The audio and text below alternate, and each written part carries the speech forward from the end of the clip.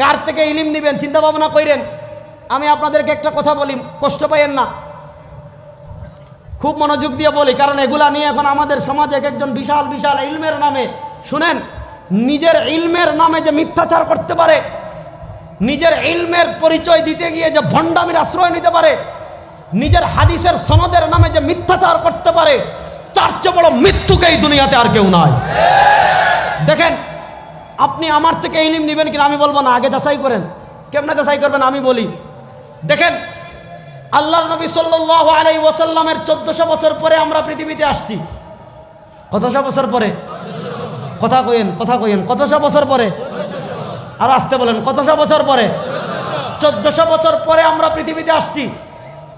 এবার বলেন, আল্লাহর নবী, আপনি এখান থেকে ঢাকা যাবেন অনেক দূর, আপনি লাফ দিয়ে ঢাকা যেতে পারবেন না, লাফ দিয়ে চট্টগ্রাম যেতে পারবেন না। চট্টগ্রাম যেতে হলে দুইটা জিনিস লাগবে, হয় গাড়ি লাগবে, না বিমান হেলিকপ্টার লাগবে। মাধ্যম ছাড়া আপনি যেতে পারবেন না। আপনি 20 তলায় উঠবেন, লাফ দিয়ে উঠতে পারবেন না, হয় সিঁড়ি আছে, না হয় লিফট লাগবে। সিঁড়ি লিফট ছাড়া আপনি 20 তলায় উঠতে পারবেন না।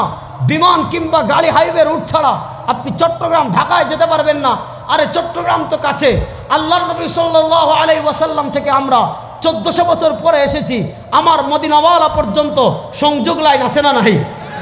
কথা কয় না। আমার মদিনাওয়ালা পর্যন্ত সংযোগ লাইন আছে না নাই? মদিনাওয়ালা পর্যন্ত যাদের সংযোগ আছে, দেখবেন আমার থেকে ইলম আগে নেন না।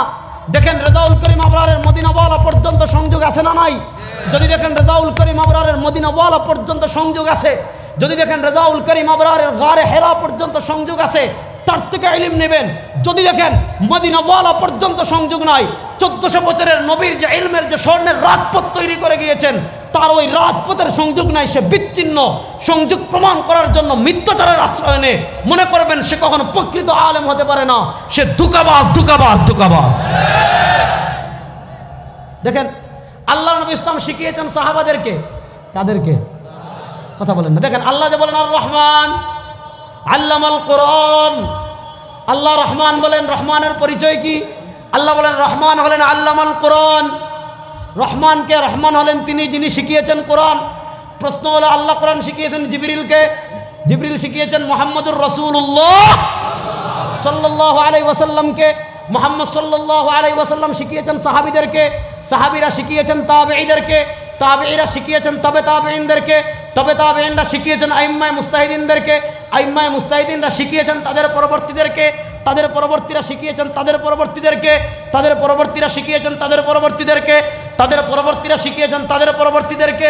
এইভাবে গারে হেরাত থেকে যে সংযোগ লাইন তৈরি হয়েছিল, আমাদের পর্যন্ত সেই সংযোগ আছে না নাই?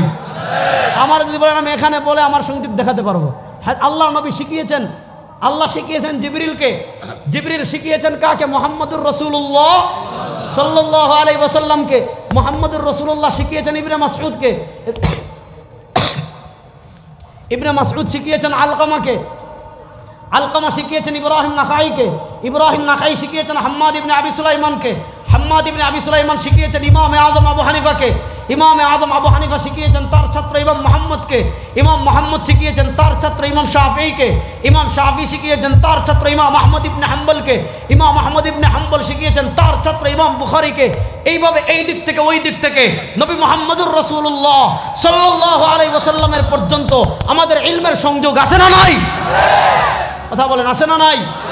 এবার আপনি আমার থেকে ইলম নেবেন, আমি বলবো না, দেখেন আমার সংযোগ আছে না নাই। আপনি অমুক থেকে নেবেন, আমি বলবো না, সংযোগ আছে না নাই দেখো। অমুক শায়েখ থেকে নেবেন, আমি বলবো না, দেখো সংযোগ আছে না নাই। যদি সংযোগ থাকে তার থেকে ইলম নেবেন।